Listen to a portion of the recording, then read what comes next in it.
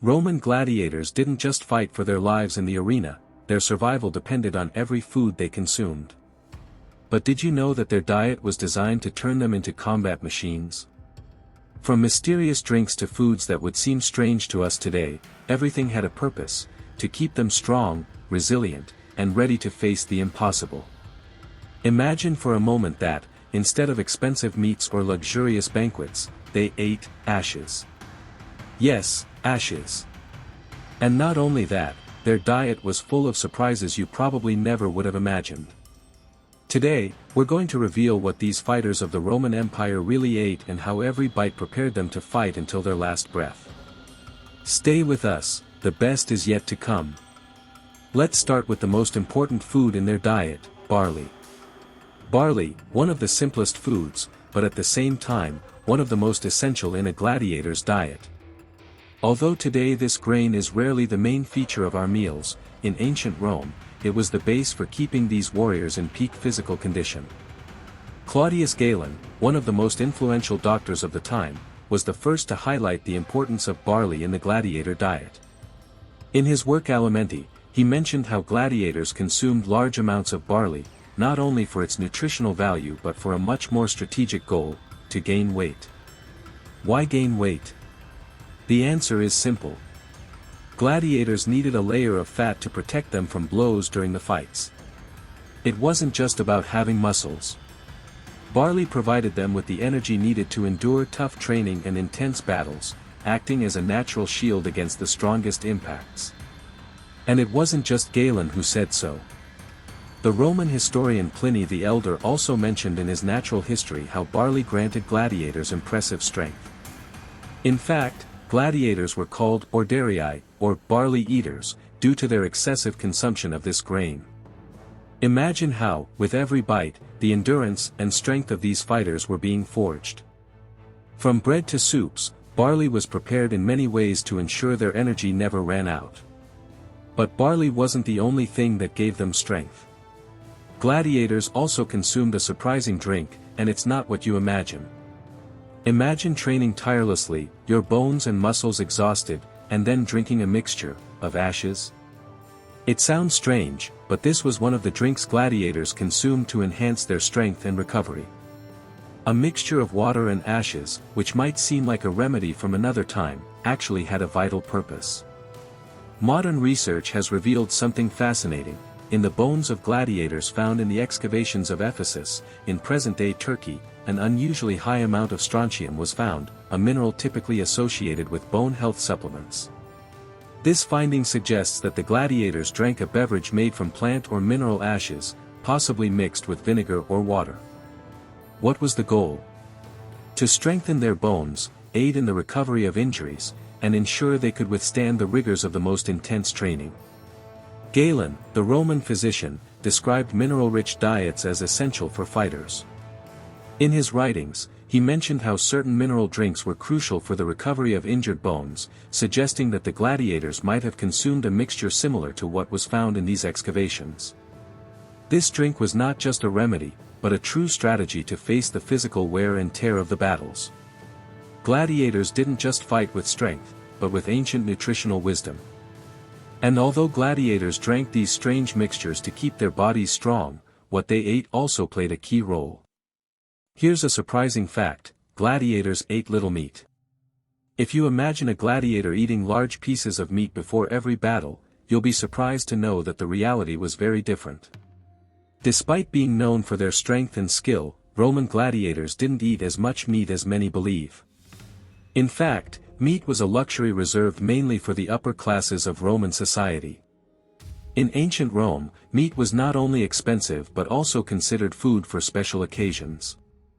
And, since many gladiators were slaves or prisoners, they did not have frequent access to this type of food.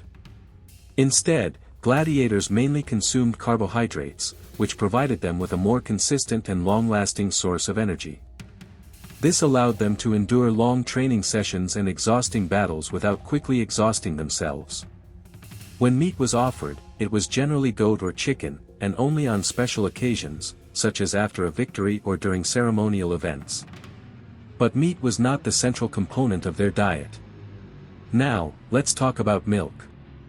While it may sound surprising, gladiators also consumed very few dairy products. Galen, the renowned Roman doctor, mentioned that for gladiators, milk was not the ideal food. According to him, milk consumption had to be moderate, as it did not provide the long-lasting energy that gladiators needed to endure their training and battles. Instead, foods like carbohydrates were much more effective. So, why no meat or milk? Because gladiators needed constant and long-lasting energy to cope with the exhausting regime they were subjected to, and carbohydrates, such as barley, were much more effective for that. But it wasn't all just carbohydrates. They also needed proteins to stay strong, and that's where legumes came in. While meat was a rare luxury in a gladiator's diet, there was a much more accessible and consistent source of protein: legumes. Beans, lentils, and chickpeas were a fundamental part of their daily diet, and not just because they were cheap and easy to store, but because they were crucial for maintaining energy and endurance during long training sessions. Legumes are rich in proteins, fibers, and essential minerals. Galen, once again, highlighted their importance in the gladiator's diet. In his writings, he mentioned that these foods were ideal for those engaged in intense physical activity, like gladiators. According to him, legumes provided the necessary strength without overloading the digestive system, allowing the fighters to stay fit without feeling the heaviness of food in their stomachs during their strenuous training. Gladiators knew that lentils and beans offered them the endurance they needed, without the feeling of heaviness that a heavy meat meal might cause. Additionally, legumes helped them stay strong and robust, which was crucial for surviving training and battles. This dietary approach gave them the advantage of a steady supply of energy without the peaks and valleys that a meat-rich diet could cause. However, legumes were not the only source of quick energy for gladiators. They also had a type of food that gave them an instant boost: dried fruits. In combat or training, there's no time to wait for food to be digested slowly. Gladiators needed quick energy, and dried fruits were their source of instant vitality. Figs, dates, and other dried fruits were essential in their diet, providing them with a fast energy supply without the need for complex preparation. These fruits were not only a sweet treat but also a concentrated source of nutrients and calories. Gladiators could carry them with them during training or even in battle, ensuring they had an energy boost when they needed it most. Moreover, dried fruits were easy to store and transport, making them an ideal option for the nomadic life in the gladiator schools. Once again, Galen mentioned the benefits of dried figs, highlighting their ability to provide immediate energy. The fiber in dried fruits also helped with digestion, allowing gladiators to recover more quickly from physical exertion and continue training for longer periods. Thanks to dried fruits, gladiators could maintain stable energy levels without resorting to heavy or difficult-to-digest foods. This instant boost kept them alert and ready to face the most demanding challenges. But in addition to dried fruits, gladiators also consumed vegetables, and among them, one of the most important for their health and recovery: cabbage. After intense battles and training, gladiators needed food to help them heal and replenish lost nutrients. This is where cabbage came in, a humble but powerful vegetable that not only provided nutrition but also had medicinal properties.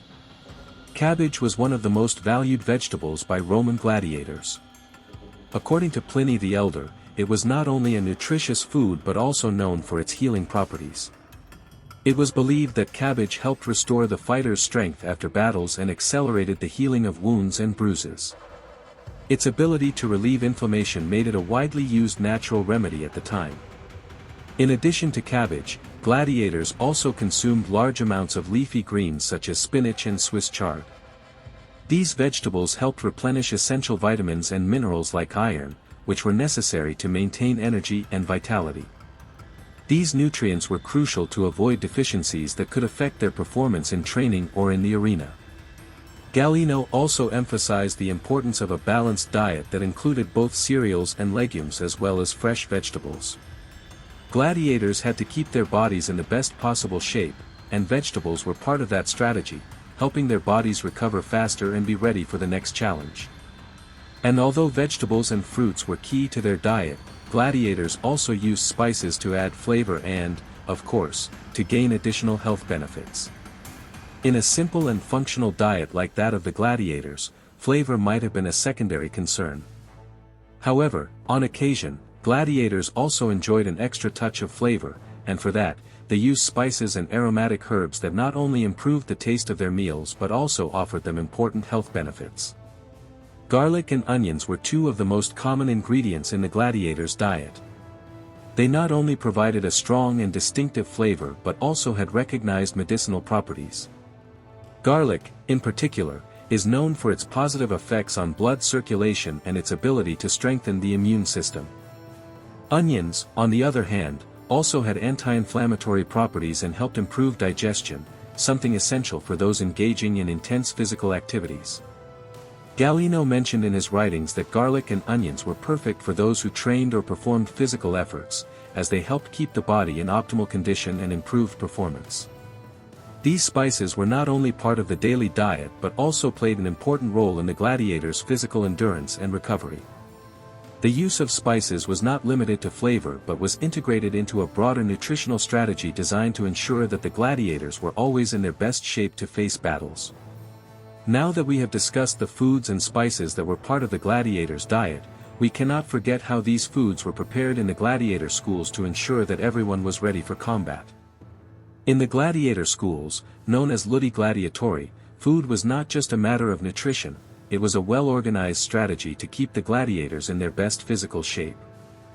These schools were not only training grounds, but also centers of life and preparation for combat. Every gladiator had to be ready, not just for their fighting skill, but also for their ability to withstand the physical wear and tear of battle. The Lanisti, the trainers and owners of the gladiators, played a crucial role in ensuring their fighters were well fed and cared for.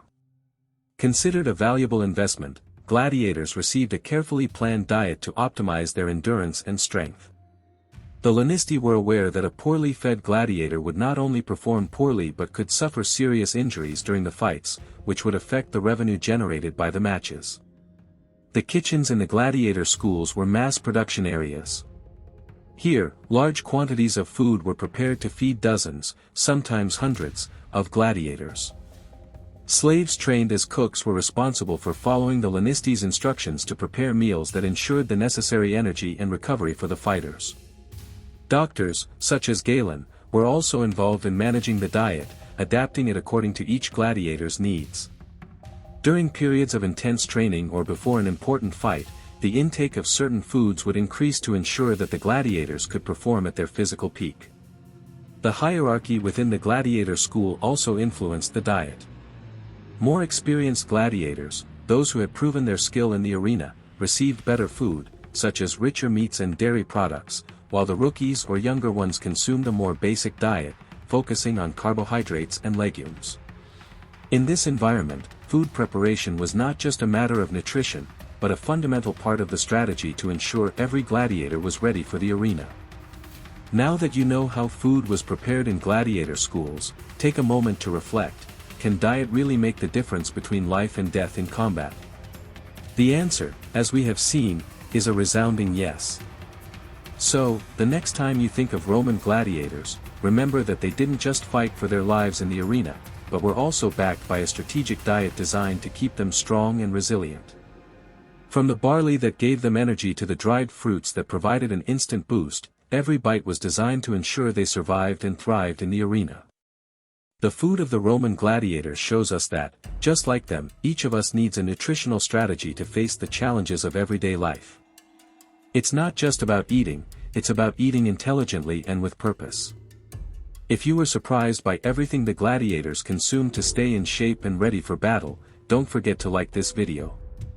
And if you want to keep discovering more secrets of ancient Rome and its fascinating history, make sure to subscribe to our channel. See you in the next video.